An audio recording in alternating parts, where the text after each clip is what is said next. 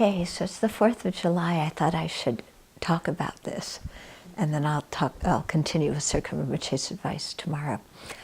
But the 4th of July, we gained our independence from Britain, who we fought a vicious war with and who is now one of our best friends. So that's a very good example of how, you know, friend, enemy, and stranger are not fixed categories, that they change all the time according to circumstances.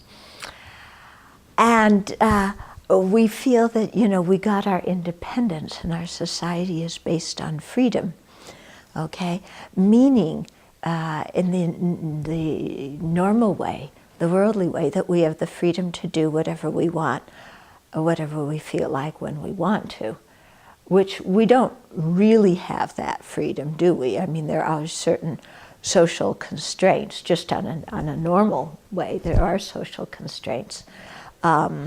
You know, that you can't go beyond, you know, and the Supreme Court just, you know, figures out what they are, and we don't always agree, but we have to live by it.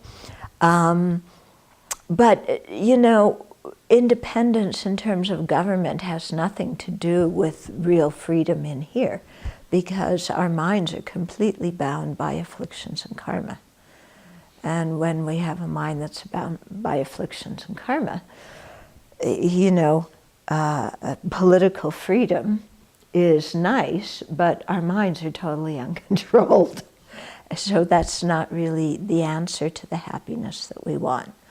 Okay, so while political freedom is certainly desirable and religious freedom is imperative, you know, real freedom comes from freeing our mind from ignorance, anger, and attachment. You know, and that's not something that can be passed by the Congress because they're too busy fighting and their afflictions are too strong. But even if that weren't the case, an external law can't get rid of our afflictions.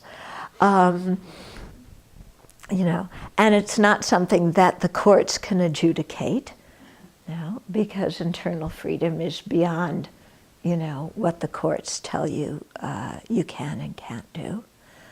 You know, internal freedom comes from, you know, having wisdom and having the correct view, and of course having compassion, bodhicitta. And so then we aren't overwhelmed by the afflictions that completely make our minds so confused and trap us in this cycle of existence. You know, so an external political oppressor or religious oppressor is not the real enemy. You know, we wouldn't have external oppressors if we didn't have the internal oppression of ignorance. Okay, and so to remember that, and you know, the real revolutionary war is, and you know, and if we really like to be rebellious, you know, because we definitely have this tendency in America, we like to rebel, then we should rebel against the tyranny of ignorance, anger, and attachment.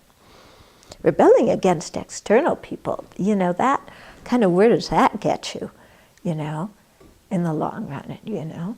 But rebelling against our own internal enemies, that will get us somewhere.